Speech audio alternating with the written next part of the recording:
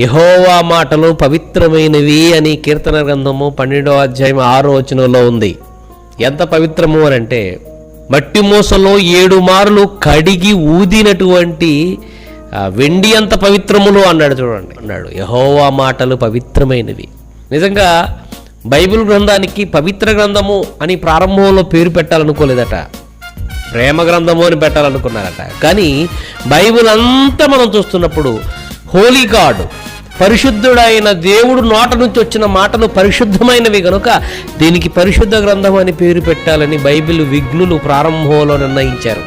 ఎంత పరిశుద్ధమైనది దేవుని మాట అంటే ఆ మాట పెదాలకు తగలగానే మనిషి పెదాలు పవిత్రమవుతాయి.